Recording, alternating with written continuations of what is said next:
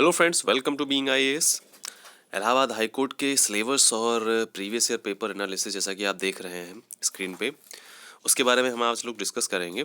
उससे पहले आपसे एक दरख्वास्त है। दरख्वास्त ये है कि प्लीज़ बीइंग आईएएस चैनल को सब्सक्राइब कर लीजिए, क्योंकि इस पे अभी जो अपकमिंग वैकेंसीज हैं, जैसे कि Allahabad high court, UP PCS का 13 जून और यूपीएससी का 27 जून, तो इससे रिलेटेड आपको इम्पोर्टेंट से इम्पोर्टेंट टॉपिक आपको इस पे मिलते रहेंगे। तो अगर आप चाहते हैं कि सिलेक्शन हो प्रीलिम्स में, तो फिर देर मत करिए और बीइंग आईएएस चैनल को सब्सक्राइब कर लीजिए। इससे आपका अगर नुकसान तो नहीं होगा, ये है कि हाँ कुछ लाभ तो होगा ही। ठीक है, तो चलिए फटाफट सब्सक्राइब कर लीजिए, फिर आगे बढ़ते हैं। आज हम लोग इलाहाबाद हाई कोर्ट को जो इलाहाबाद हाई कोर्ट का जो सिलेबस है उसको डिस्कस करेंगे, और प्रीवियस ईयर पेपर का जो एनालिसिस है, जो कि पिछले साल का पेपर आया था 2019 का, उसका एनालिसिस जो रहेगा वो भी साथ में डिस्कस करेंगे। तो कैसे डिस्कस करेंगे, ये 4 पार्ट में रहेगा, 4 पार्ट में या 3 से 4 पार्ट में रहेगा। सबसे पहला क्या रहेगा कि हम जो कैसे क्या इसका प्रोसीजर रहेगा सिलेक्शन क्या, ठीक है, इसका प्रोसीजर क्या रहेगा उसको डिस्कस करेंगे।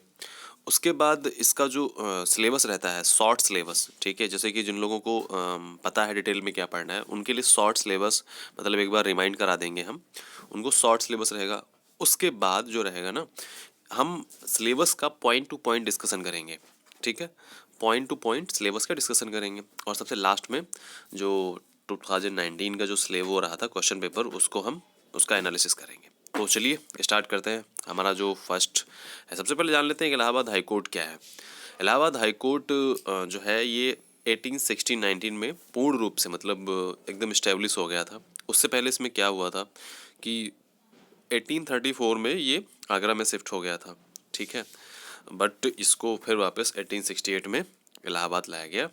और अब जो है ये इससे पहले जो मतलब the former high court was located at the accountant general office at the university of Allahabad complex. ठीक है, मतलब जो पुराना था ये तब accountant general office university of Allahabad था, वहाँ पे था। उसके बाद में ये 1869 पे अपनी जगह पे आ गया। ठीक है, तो एक शॉर्ट डिटेल था। अब बढ़ते हैं आगे अपने सिलेक्शन प्रोसीजर की तरफ। तो सिलेक्शन प्रोसीजर में सिंपल सी बात है, स्टेज फर्स्ट रहेगा और उसके बाद स्टेज सेकेंड रहेगा। ठीक है, तो स्टेज फर्स्ट और स्टेज सेकंड में, stage first is must important stage, तो आपको इसी पे ज़्यादा फोकस करना है। सेकंड अगर आप प्रैक्टिस करेंगे तो आपका सेकंड हो जाएगा। ठीक है, सेकंड पे इतना प्रॉब्लम नहीं आएगी, इसीलिए जितना हो सके उतना फर्स्ट पे आप मेहनत कीजिए, हार्ड वर्क कीजिए, टाइम दीजिए, 10 से 12 घंटे पढ़ाई कीजिए, क्योंकि फर्स्ट स्टेज ही इम्पॉर्टेंट है। इसमें आपके पास 2 आवर 30 मिनट रहेगा, मतलब 2.5 घंटे आपके पास रहेगा, 150 मिनट आपके पास रहेगा। उसमें आपको 200 questions with no negative marking, मतलब नेगेटिव मार्किंग नहीं रहेगी। सबसे इंपॉर्टेंट चीज़ भी यही है। ठीक है, कुछ लोग क्या होंगे, नेगेटिव मार्किंग समझ के कुछ क्वेश्चन छोड़ आते हैं, तो इसीलिए आपको यहाँ पे याद दिला दूँ कि यहाँ पे नेगेटिव मार्किंग नहीं रहेगी। ठीक है, 200 क्वेश्चंस रहेंगे और 200 मार्क्स रहेंगे, पर क्वेश्चन का 1 नंबर। ठीक है, अब इसका जो सेकंड स्टेज है वो क्या है। सेकंड स्टेज जो है कंप्यूटर नॉलेज टेस्ट है। ठीक है, इसमें आपका 15 मिनट का कंप्यूटर नॉलेज टेस्ट लिया जाएगा। आपको 15 मिनट टाइपिंग करनी पड़ेगी, ठीक है, इंग्लिश में। और इंग्लिश में टाइपिंग करने के लिए आपको जो टफ वर्ड्स होते हैं, जैसे कि जो हाई कोर्ट के डिसीजंस, सुप्रीम कोर्ट के डिसीजंस जो इंग्लिश में निकलते हैं ना, उनके उनके अकॉर्डिंग मतलब जो टफ वर्ड्स होते हैं उनको आपसे टाइप करवाया जाएगा। आपकी स्पीड देखी जाएगी, आपके एरर्स देखे जाएंगे, उसके अकॉर्डिंग आपका सेकेंड स्टेज में जो भी आपका वो बनेगा मेरिट, उसके अकॉर्डिंग आपका सिलेक्शन होगा। ठीक है, तो जितना फर्स्ट इंपॉर्टेंट है, ये मान लीजिए कि 70 या 80-20 का रेशियो है, मतलब 70%, 75% जो फर्स्ट स्टेज है वो इम्पॉर्टेंट है। ठीक है, और उसके बाद में 25% जो है सेकेंड इंपॉर्टेंट है, तो इसीलिए फर्स्ट को प्रायोरिटी अच्छे से देनी है। अब हम बढ़ते हैं अपने सेकेंड स्टेज के, इसको थोड़ा सा डिटेल से और समझते हैं कि फर्स्ट स्टेज में क्या रहेगा कि कंप्यूटर से रिलेटेड कुछ क्वेश्चंस आएंगे। और सेकंड स्टेज में क्या रहेगा, कंप्यूटर पे आपको डाटा एंट्री मतलब करनी पड़ेगी, मतलब जो डाटा आपको मिलेगा उसको उसमें फीड करना पड़ेगा, उसमें आपको टाइप करना पड़ेगा, और विदाउट एरर्स, मतलब एरर नहीं रहना चाहिए। ठीक है, और इसमें आपको जो है सिलेक्शन जो रहेगा 17 मिनिमम मार्क्स आपको मिलने ही चाहिए। अगर आपको 17 से कम मिलते हैं तो आप इसमें फेल हो जाते हैं। ठीक है, चलिए अब इसका जो आपको जो डिटेल रहेगा, मतलब जो इसका जो एडमिट कार्ड उस रिजल्ट रहेगा, वो आपको इलाहाबाद हाई कोर्ट .in पे मिल जाएगा। ठीक है, इंटरव्यू नहीं रहेगा इसका, डोंट वरी। इसके 2 ही स्टेजेस हैं। ठीक है, अब हम बढ़ते हैं अपने सिलेबस की तरफ।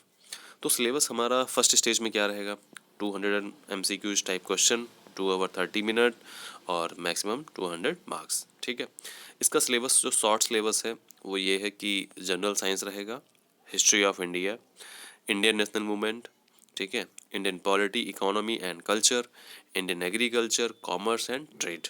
ठीक है, मतलब जनरल साइंस का मतलब विज्ञान, हिस्ट्री ऑफ इंडिया इतिहास, मतलब इंडियन नेशनल मूवमेंट जो इतिहास में इंडियन नेशनल मूवमेंट्स हुए थे वो, इंडियन पॉलिटी मतलब राजनीति विज्ञान, इकोनॉमी मतलब अर्थव्यवस्था, कल्चर संस्कृति। ठीक है, एग्रीकल्चर और कॉमर्स एंड ट्रेड, ये सारा जो है सिलेबस रहेगा। अब आपका जो नेक्स्ट है उसमें पॉपुलेशन, इकोलॉजी एंड अर्बनाइजेशन, मतलब जनसंख्या, इकोलॉजी मतलब पारिस्थितिकी तंत्र, और अर्बनाइजेशन, ठीक है, मतलब शहरीकरण इन इंडिया कॉन्टेक्स्ट, मतलब इंडिया के परिप्रेक्ष्य में आपको ये डिस्कस करना पड़ेगा। उसके बाद वर्ल्ड ज्योग्राफी, उसके बाद ज्योग्राफी और रिसोर्स ऑफ इंडिया। वैसे कि इंडिया से परिप्रेक्ष्य में ज़्यादा ज्योग्राफी जो है वो ज़्यादा पूछी जाएगी, ना कि वर्ल्ड ज्योग्राफी। ठीक है, फिर करंट नेशनल और इंटरनेशनल इंपॉर्टेंट इवेंट्स, मतलब कह सकते हो इसको करंट अफेयर। ठीक है, जनरल इंटेलिजेंसिया, मतलब कुछ ऐसे क्वेश्चंस होंगे जो कि आपको कहीं नहीं मिलेंगे। आपके जनरल इंटेलिजेंस मतलब आपके क्षमता के आधार पर, आपके जो दिमाग की जो बुद्धि क्षमता है उसके आधार पर आपको क्वेश्चंस को सॉल्व करना पड़ेगा। उसके बाद special knowledge regarding education, culture, agriculture, industry, trade, living, social tradition of Uttar Pradesh, मतलब यूपी स्पेशल से क्वेश्चन पूछे जाएंगे। आपको ये सभी चीज़ें आपको बीइंग आईएएस पे धीरे धीरे मिलती रहेंगी, वीडियो अपलोड होते रहेंगे। इलाहाबाद हाई कोर्ट, फिर से मैं रिकॉल करा दूं आपको, Allahabad high court UP BCS और यूपीएससी से रिलेटेड जो भी नॉलेजेस रहेंगे, जो भी मतलब इंपॉर्टेंट टॉपिक्स रहेंगे, वो आपको इसी चैनल पे मिलते रहेंगे। इसीलिए अगर आपने अभी तक सब्सक्राइब नहीं किया तो प्लीज़ सब्सक्राइब कर लो, क्योंकि ये इंपॉर्टेंट आपके लिए होगा। ठीक है, मेरे लिए नहीं होगा, आपके लिए इंपॉर्टेंट होगा, तो इसीलिए देर मत करिए। क्योंकि इस बार वैकेंसीज, अभी आपको एक और न्यूज़ दे देता हूँ कि 50 वैकेंसीज जो हैं एसटीएम की ऐड हो गई हैं इसमें, यूपीपीसीएस में। ठीक है, और 20-25 समथिंग वैकेंसी एआरटीओ की भी ऐड हो गई हैं। तो इसीलिए इस बार का जो यूपीपीसीएस है बहुत ही अच्छा होने वाला है। इससे मेहनत करनी पड़ेगी और मेहनत के लिए आपको एक एक इंपॉर्टेंट पॉइंट आपको कलेक्ट करना पड़ेगा। तो हमारा जो लास्ट है एलिमेंट नॉलेज ऑफ कंप्यूटर, ये 20 नंबर्स 20 क्वेश्चन आते हैं इसके। ठीक है, तो इसको भी हम डिस्कस करेंगे, इसकी भी पीडीएफ और इसका जो वीडियो है आपको इसी बीइंग आईएएस पे मिलता रहेगा। अब हमारा जो स्टेज 2 है इसमें क्या है, 15 मिनट मिलेंगे। 15 मिनट के बाद कंप्यूटर नॉलेज टेस्ट रहेगा, वो 50 मार्क का रहेगा। ठीक है, तो टोटल जो रहेगा वो 250 मार्क्स का, मतलब ऑल ओवर 250 मार्क्स रहेंगे। उसमें से आपको 201 प्लस लाने होंगे, क्योंकि लास्ट कट ऑफ 202 गई थी, मतलब 202 गई थी।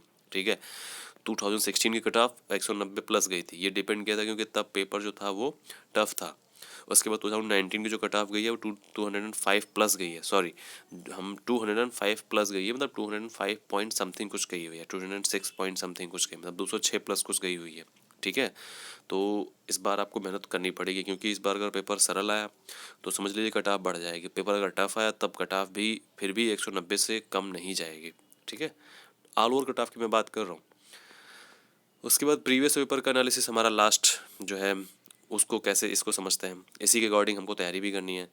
हिंदी में 14 क्वेश्चन आए थे, इंग्लिश में 50 तो फिक्स ही है, कंप्यूटर में 20 क्वेश्चन फिक्स ही हैं, जनरल स्टडीज़ में 36 क्वेश्चन आए थे टोटल, इसमें हिस्ट्री के 27 थे, और उसमें ईवीएस, जियो मतलब एनवायरनमेंट इकोलॉजी, ज्योग्राफी और करंट अफेयर, मतलब 27 क्वेश्चन हिस्ट्री के थे। बाकी के जो 9 क्वेश्चंस थे, बाकी के जो 9 क्वेश्चंस थे वो ईवीएस, जियो और करंट अफेयर्स थे।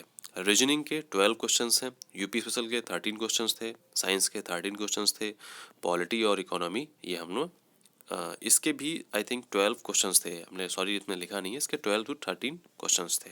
ठीक है, तो ये रहा क्वेश्चन 2019 का एनालिसिस। ठीक है, इसी के आधार पर हमको तैयारी करनी है। अगर आपको याद ना हो तो आप इसका चाहे तो स्क्रीनशॉट ले लें और इसको देख लें। आप काउंट करने की बजाय आप इसका स्क्रीनशॉट ही ले लें, बेटर रहेगा। ठीक है रहेगा, ठीक है।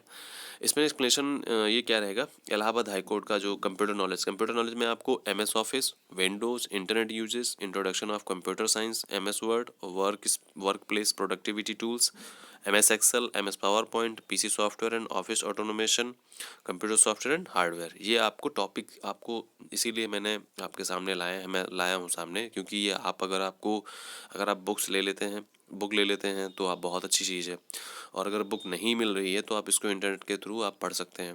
वैसे ये कॉमन है, ये किसी भी कंप्यूटर नॉलेज बुक में मिल जाएगा।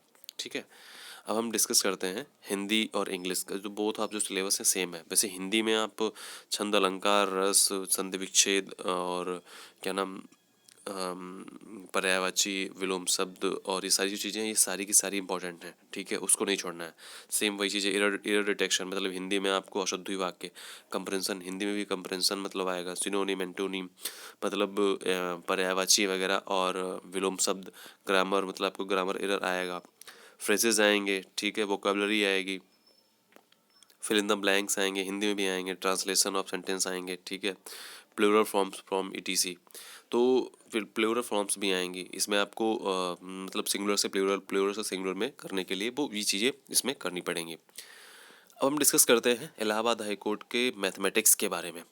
मैथमेटिक्स में arithmetic ability, trigonometry, algebra, mensuration, geometry, statics, number system और ज्योग्राफिकल रिप्रेजेंटेशन। वैसे मैथ्स बहुत ही कम पूछी जाती, माइनर मैथ्स आती है। मैथ्स के 2 से 3 क्वेश्चंस लास्ट ईयर आए थे, बट फिर भी आपको मेहनत करनी है, आपको मैथ्स लगानी है। एटलीस्ट कॉमन जो क्वेश्चन आते हैं वो तो आप कर ही लेना चाहिए आपको। ठीक है, तो मैथ्स भी छोड़नी नहीं है, बट चाहो तो इसको सबसे लास्ट ऑप्शन में आप रख सकते हो। ये बहुत ज़्यादा पूछी नहीं जाती। रीजनिंग के 12 to 13 क्वेश्चन आए थे, इसमें से 2-3 क्वेश्चन आप मैथ्स के मान लीजिए, बाकी 10 क्वेश्चन रीजनिंग के थे। ठीक है, अब हमारा जो फाइनल जो लास्ट जो हमारा जनरल नॉलेज का सिलेबस है, थोड़ा सा बड़ा है, समझने वाला है, और इसी पे हमारे नंबर, मतलब जैसे लास्ट के हिस्ट्री में आप देखें तो 36 क्वेश्चन आए थे। ठीक है, 27 उसमें हिस्ट्री के थे, तो आपको हिस्ट्री अच्छे से प्रिपेयर करनी है। हालांकि अगर आप ज्योग्राफी प्रिपेयर करते हैं ना, तो ज्योग्राफी भी आपको इंडिया के प्रिपरेशन, मतलब इंडिया के कॉन्टेक्स्ट में आपको प्रिपेयर करना पड़ेगा। ठीक है, क्योंकि वही ज़्यादा पूछेंगे। और उसके बाद में फिर ये हम लोग अपना डिस्कस करेंगे जनरल नॉलेज, मतलब सामान्य अध्ययन, मतलब जनरल स्टडीज। ठीक है, तो इसमें क्या इंपॉर्टेंट है, अवार्ड्स और ऑनर, मतलब आप किसको अवार्ड मिले हैं, किसको ऑनर मिला है, किसको सम्मान दिया गया है। Budget and 5 year plan economy में है। इंडियन इकोनॉमी भी पढ़नी, जो बेसिक इंपॉर्टेंट डेज पढ़ने हैं। जनरल पॉलिटी पढ़नी है। इंटरनेशनल एंड नेशनल ऑर्गेनाइजेशन पढ़ने हैं, मतलब जो भी जैसे WTO है, WHO है और IMF है, ये सारी चीज़ें, इसके बारे में को नॉलेज लेना है, कहाँ पे इसका और मुख्यालय, कहाँ पे इसका हेडक्वार्टर्स है। ठीक है, कंट्रीज और कैपिटल पढ़नी है उसकी। इंडियन हिस्ट्री से रिलेटेड एंशिएंट हिस्ट्री के इंपॉर्टेंट क्वेश्चंस पढ़ने हैं, वो भी हम सब डिस्कस करेंगे, डोंट वरी, आपको इसी चैनल पे सब कुछ मिलेगा। ठीक है, बुक एंड ऑथर्स पढ़ने हैं, जो भी राइटर्स हैं उनके वो पढ़ने हैं। ऑब्जर्वेशंस पढ़ने हैं, जो भी साइट में आपके चीज़ों के हो रहा है। ठीक है, आपके लोकल इशूज़ भी कभी कभी दिल्ली से रिलेटेड या कभी कभी किसी पर्टिकुलर स्टेट के पर्टिकुलर ज़िले से रिलेटेड भी आ जाते हैं। ठीक है, current affairs national and international पढ़ना है। स्पोर्ट्स से रिलेटेड जो भी क्वेश्चन हैं वो पढ़ने हैं, खेल से संबंधित। और जनरल साइंस मतलब कि सामान्य विज्ञान से संबंधित क्वेश्चन पढ़ने हैं। फिर सामान्य विज्ञान में बायोलॉजी को ज़्यादा प्रायोरिटी दीजिएगा, उसके बाद में फिर फिजिक्स, और उसके बाद देन केमिस्ट्री। ठीक है, उसके बाद साइंस में इनोवेशन, डिस्कवरी, जो इंपॉर्टेंट करंट अफेयर्स में आई हुई हैं उनको भी ध्यान देना। साइंस एंड टेक्नोलॉजी, जैसे कि नैनो टेक्नोलॉजी हो गई, बायोटेक्नोलॉजी हो गई, इस तरह की चीज़ें पढ़नी है। Indian national movement very important topic है ये, इससे क्वेश्चन 4 से 5 क्वेश्चन इसी से आपको मिल जाएंगे, तो इसीलिए इसको ज़्यादा ध्यान देना है। ठीक है, इंडियन नेशनल मूवमेंट को। और इसके बाद में फिर आपका जो है इसमें जनरल साइंस में क्या रहेगा, जनरल साइंस में physics, chemistry, biology, environment science और ज्योग्राफी, ये चीज़ें इसी में जनरल साइंस में आ जाती हैं। एनवायरनमेंट साइंस और ज्योग्राफी भी आ जाता है। तो ज्योग्राफी का तो फिर हमको इंडियन ज्योग्राफी ही पढ़ना है। ठीक है, इंडियन ज्योग्राफी पढ़ के हमको उसी को ज़्यादा फोकस करना है, क्योंकि वही इंपॉर्टेंट है, वही क्वेश्चन ज़्यादा आते हैं। ठीक है, जैसे कि हम लोगों ने अभी डिस्कशन किया था लास्ट ईयर के पेपर के एनालिसिस को लेकर के।